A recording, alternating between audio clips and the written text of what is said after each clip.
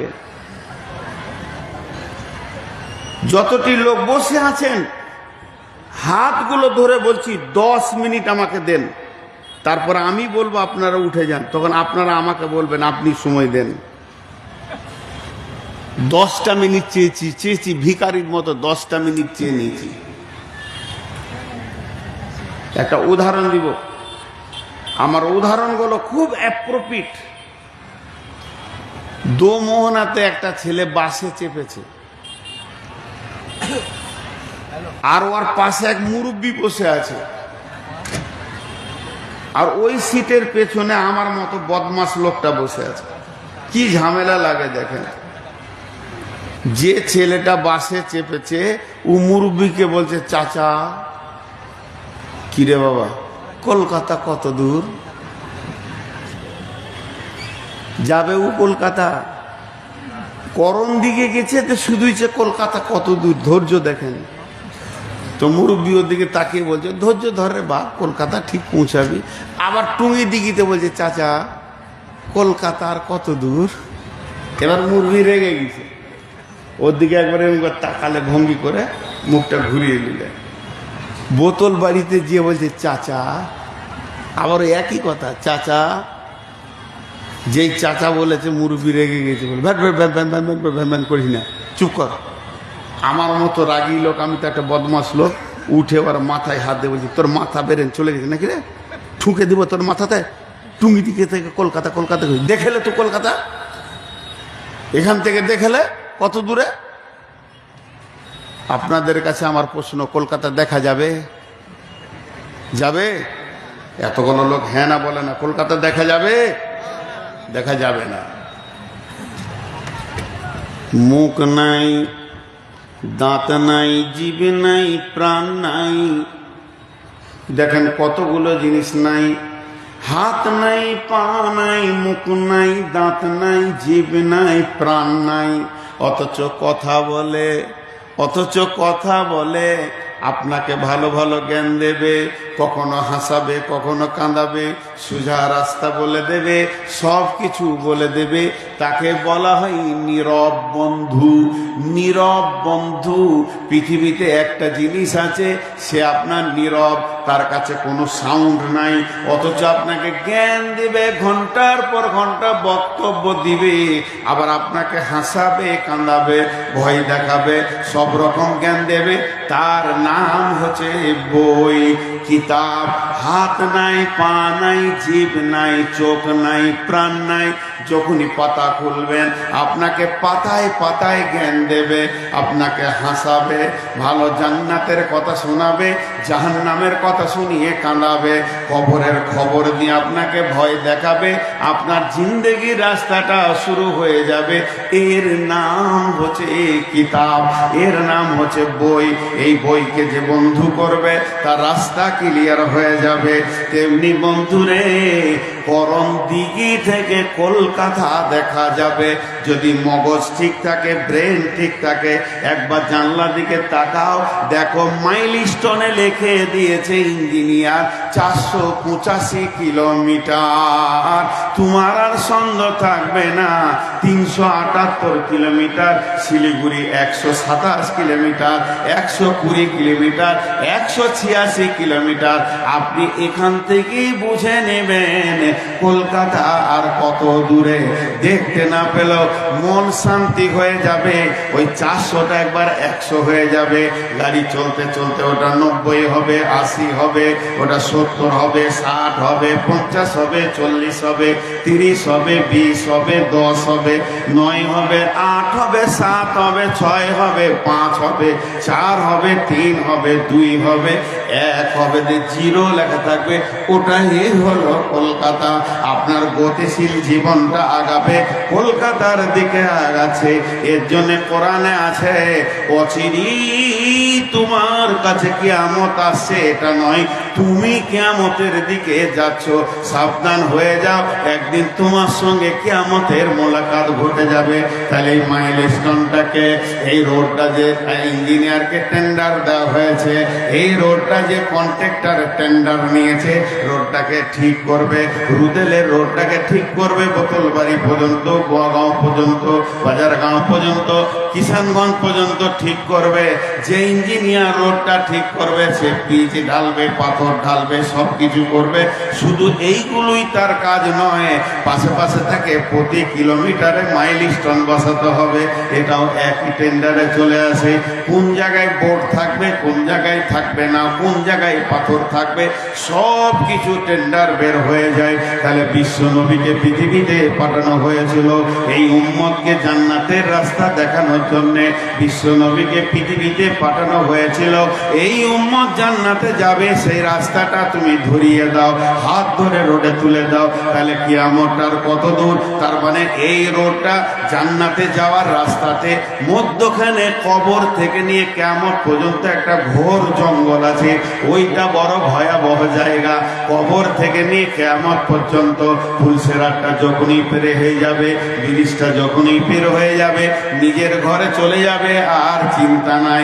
তাহলে ওই অন্ধকার জঙ্গলটা কখন আমরা পার হব, আর কত দূরে আছে?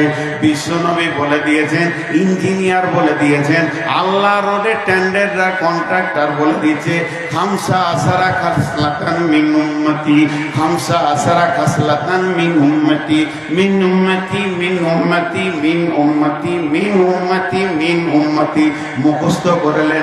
নবীজি বলছেন 15টা জিনিস যখন আমার উম্মতের কাছ থেকে তোমরা পাবে, 15টা জিনিস যখন আমার উম্মতের কাছ থেকে পাবে। নবীজি ইহুদির কথা বলেনি, নাসারার কথা বলেনি, শিখের কথা বলেনি, পাঞ্জাবির কথা বলেনি, মাজুসির কথা বলেনি, অগ্নি পূজকের কথা বলেনি, মূর্তি পূজকের কথা বলেনি, ব্যানার্জির কথা বলেনি, চ্যাটার্জির কথা বলেনি। পৃথিবীতে যত জাতি আছে সবাইকে ছেড়ে দিয়ে নবীজি নিজের উম্মতের কথা বলেছে। হযরত আবু হুরায়রা বর্ণনা করছেন, আল্লাহর নবী বলেছেন, হে বিশ্ববাসী রে, আমার উম্মতের কাছ থেকে যখন 15টা জিনিস দেখতে পাবে, 15টা জিনিস দেখতে পাবে, জেনে না কিয়ামত কাছিয়ে গেছে। এইটা আজকে আমার ভাই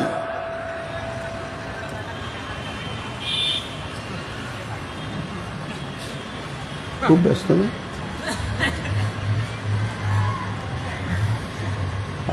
কানে ঢুকছে না, কি হবে সমাজ চিন্তা করে। ওর কানের কাছে একটা বক্তা বকছে, ওর মোবাইল চালাইছে, ফেসবুক চালাইছে না ইউটিউব চালাইছে নাকি সেট করছে। জাতি নষ্ট হয়ে গেছে। আগেকার যুগে 5 জন বন্ধু যদি বেড়াতে যেত তো ইয়ারকি ঠাট্টা ঠেলাঠেলি লাফালাফি করতো। এখন 10 জন বন্ধুকে দেখবেন নিজে নিজের ফেসবুক খুলে দিয়েছে, কেউ কারো কথা বলার সময় নেই। গেলি কেন একসাথে? তোরা বাড়িতেই থাকতে পারতিস। একসাথে জোয়ার মানেটা কি? একটু গল্প করব, মত বিনিময় হবে। ও মোবাইলটা খুলে দিয়ে মনে মনে করছে তুই আবার কোন বক্তা? বড় বক্তা তো আমার হাতেই আছে।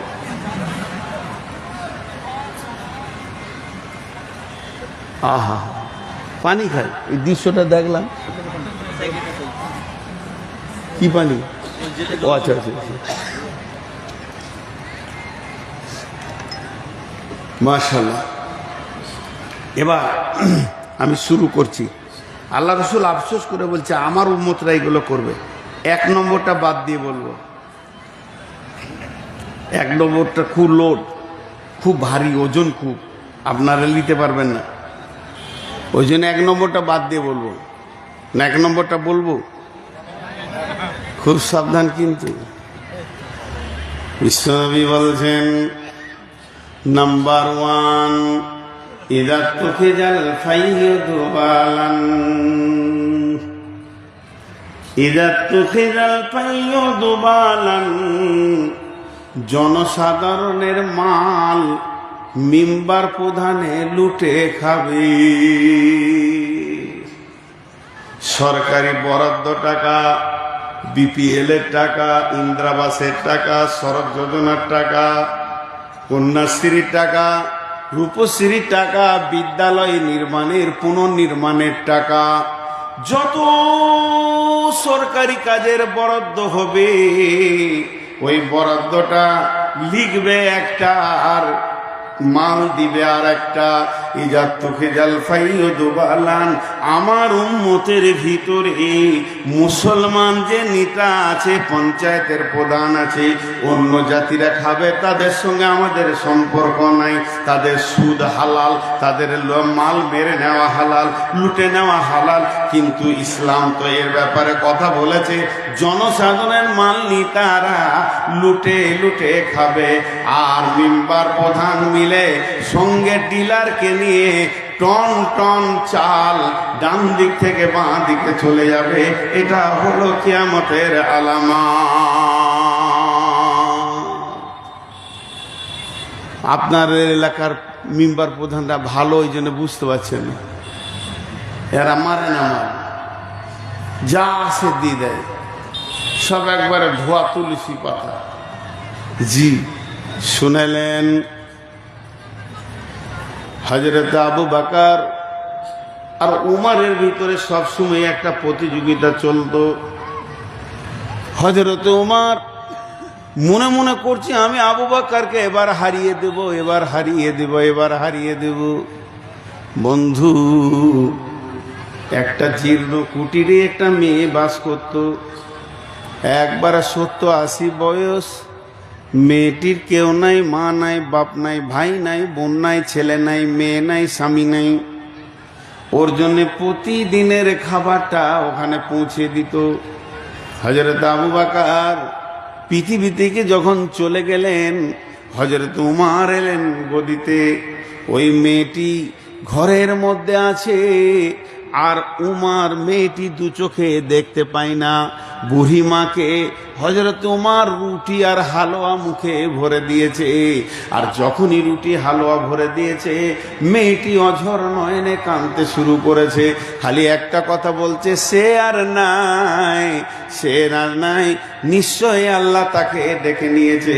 উমর জিজ্ঞাসা করেন, বুড়িমা কে নাই? বলে আবু বকর নাই, তুমি অন্যজন। বলে আপনি অন্ধ মানুষ দেখলেন কি করে? আমি আবু বকর না উমর। বলে শুনে লাও বেটা, আমার একটাও দাঁত নাই। ও যে আমাকে প্রতিদিন খাইয়ে দিত, তো চিবিয়ে নরম করে মুখে ভরে দিত। তুমি ডাইরেক্ট রুটি ভরে দিয়েছো, আমি বুঝে নিয়েছি সে আর নাই। তখন হযরত উমর কেঁদে বলছে, আবু বকর ভাই, তোমাকে কোনোদিন আমি পারলাম না, তুমি আমাকে হারিয়ে দিয়েছো। বিশ্বনবী 23 বছরে যে মিশনটা চালিয়েছিলেন, যে কলেজটা চালিয়েছিলেন, 23 বছর যে ইউনিভার্সিটি চালিয়েছিলেন, 1.5 লক্ষ সৈন্য তৈরি করে গেছিলেন, শিষ্য তৈরি করে গেছিলেন, নেতা বানিয়ে গেছিলেন, যাদেরকে পৃথিবীতে শান্তি আর শান্তি ছিল। সেই কোথা গেল? সেই শিষ্যরা আজ কোথায় হারিয়ে গেল? আল্লাহর নবী 23 বছর যে মসজিদে নববীতে আসহাবে সুফফা নামে মাদ্রাসাটা চালালেন, ওখান থেকে ডাক্তার হয় নাই, ইঞ্জিনিয়ার হয়নি, ডক্টরেট করেনি, পিএইচডি করেনি, এমবিবিএস করেনি, আর এফআরসিএস করেনি, এলএলবি করেনি, কোন রকম ডিগ্রি ছিল না। কিন্তু চোর, মাতাল, লম্পট, খুনি, দাগাবাজ, লুটেরা, লম্পট, লাফাঙ্গারকে আল্লাহর রসুল সোনালি মানুষ বানিয়েছেন। ফ্যাক্টরিটা কত সুন্দর ছিল। ওই হযরত উমর রসুলের হাতে সেকেন্ড পর্যায়ে ছাত্র, ফার্স্ট পর্যায়ে ছাত্র আবু বকর। তাহলে হযরত উমর দেশকে শাসন করলেন একটা আঙ্গুলের ইশারাতে। 18 লক্ষ বর্গ মাইল শাসন করেছেন। আল্লাহর নবী বলছেন, আমার উম্মতকে কত সুন্দর আমি শিখিয়ে দিলাম কেমন করে দেশ শাসন করবে। জনসাধারণের মাল খাবে না, আমানতের খেয়ানতি করবে না, আর কিছু করবে না, আর কিছু করবে না, সুন্দর করে বুঝিয়ে দিলাম। কিন্তু কিয়ামতের আগে আমার আফসোস, ইজা তুখে জাল ফাইয়া দুবালান, জনসাধারণের মাল নেতারা লুটে খাবি।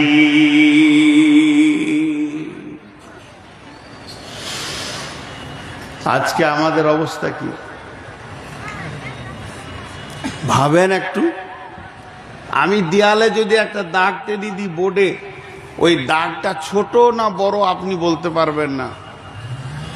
ওর পাশে আরেকটা দাগ যদি টানা হয় তখন ও ছোট না বড় বলতে পারবেন। একদিকে এখনকার যুগের নেতাদের চরিত্র, আর একদিকে রসুলের নেতাদের চরিত্র, দুটাকে পাশে পাশে রাখেন। 2002 সালটা বলছি, 2002 আমি বাংলাদেশে ছিলাম। ঢাকা আন্তর্জাতিক এয়ারপোর্ট থেকে একটা গাড়িতে চেপে ঢাকা ইসলামপুর ড্যামরা রোডে যাচ্ছি। আমার সাথে একজন সাথী ছিলেন ওই দেশের, ওর নামও মনে আছে। সেই ব্যক্তি গাড়িটাকে দাঁড় করিয়ে একটা পত্রিকা দিল, পত্রিকা যুগান্তর পত্রিকাটার নাম আমারও মনে আছে। আর পত্রিকার ফার্স্ট হেডিংয়ে বড় করে লেখা আছে, বড় করে আমাদের ভারতবর্ষের একটা মন্ত্রীর নামটা বলবো না, অমুক মন্ত্রী আজকে সকালে ফার্স্ট ফ্লাইটে অক্ষত নিরাপত্তায় ভাবে নিজের দেশে ভারতে ফিরে গেলেন। মানে কোনো মন্ত্রী গিয়েছিলেন বাংলাদেশে, 2-3 দিনের সফর ছিল, খবরের কাজগুলো করে সে নিরাপত্তায় কোনো তার অসুবিধা হয়নি, আমাদের দেশে প্লেনে ফিরে গেলেন। এটা পত্রিকায় বের হয়েছে। সকালে ওখানে কিছু খায়নি, খুব ভোরে প্লেনটা দিয়ে লিখেছে সকালে বেড টি খেয়েছে। বেড টি বুঝেন তো, বিছানায় বসে এক কাপ, ডাইনিং টেবিলে লয়, নাস্তা লয়, বেড টি বলে ওটাকে। বিছানায় বসে এক কাপ চা খেয়েছে। তো সেই চাটার সেই যুগে 2002-এ খরচা হয়েছে 18,000 টাকা এক কাপ চা। ওর হলারের সাইজ কত, এক কাপ চায় 18,000। হ্যাঁ, এরা হলো ইংরেজি কম্পিউটার দ্রুতগামী যুগের মন্ত্রী। এটা হলো আধুনিক যুগের মন্ত্রী, বহু জ্ঞানের অধিকারী, এদের হাতে কম্পিউটার এসে গেছে, এরা দেশকে শাসন করছে। আমাদের মোদিজি শুধু পায়জামাটা পরে 15 লক্ষ টাকা দাম। যদি কোনো এখানে সেলাই মেশিনওয়ালা আছেন, চলে যান টেলারটা ওখানে খুলেন গা, একটা পায়জামা 15 লক্ষ টাকা দাম। এটা হলো এই যুগের মন্ত্রীদের চরিত্র। চলেন রসুলের যুগে যায়। আল্লাহ নবী দুনিয়া থেকে চলে গেলেন, মদিনার গদিতে বসলেন কে? আবু বাকার। আবু বাকার দুনিয়া থেকে চলে গেলেন, মদিনার গদিতে খলিফা কে হলেন? খলিফা হযরতে উমর ফারুক রাদিয়াল্লাহু তাআলা আনহু। হযরত উমর যখন মদিনার গদিতে বসলেন তখন বিশ্ব শাসন করতে শুরু করলেন। 18 লক্ষ বর্গ মাইলকে তিনি শাসন করতেন। হযরত উমর ছোটতে আলা ভোলা ছিল, ছোটতে সাদা সিধে ছিলেন, ছোটতে খুব বিচক্ষণতা পাওয়া যায়নি। একটা ঘটনা শুনলে বুঝবেন, ওর বাপ ওকে উট চড়াতে দিয়েছে মাঠে। উমর রে, উটগুলো নিয়ে যা, উটগুলো চড়িয়ে নিয়ে আয়। যখন বাড়ি আসছে তো মাথার চুলে এক গাদা উটের লাদ, উটের গোবর গোটা মাথায় লেগে আছে। ওর আব্বা নাম হচ্ছে খাত্তাব। খাত্তাব জিজ্ঞেস করছে, উমর এখানে আয়। দেউ গেল বাপের কাছে, তোর মাথায় এগুলো কি? এমনিকে হাত দিয়ে বলছে গোবর, খেপার মতো বলছে এগুলো গোবর। কিসের গোবর? বলছে উটের গোবর। উটের গোবর তোর মাথায় এলো কি করে বল? বলছে আব্বা মরুভূমিতে রোদ খুব, এবার রোদে বসবো কোথা? উটের পাছাতে দিয়ে বসেছি, লেদে দিয়েছে ও বসার জায়গা, দেখেন উটের পাছায় বসেছি, লেদে দিয়েছে ও। ধোয়ার তো কোনো ব্যবস্থা নাই, তাই গোবর লেগে আছে। ওর বাপ ওর গালে একটা চর মেরেছিল, টান মেরে একটা চর দিয়ে বলছে, গাধা তুই উট চড়াতেও জানিস না, আল্লাহ তোকে এত জ্ঞান কম দিয়েছে রে গাধা, বাপ তো মারবি বেটাকে। এই সেই ওমর যে মাথায় গোবর নিয়ে বাড়ি এসেছে।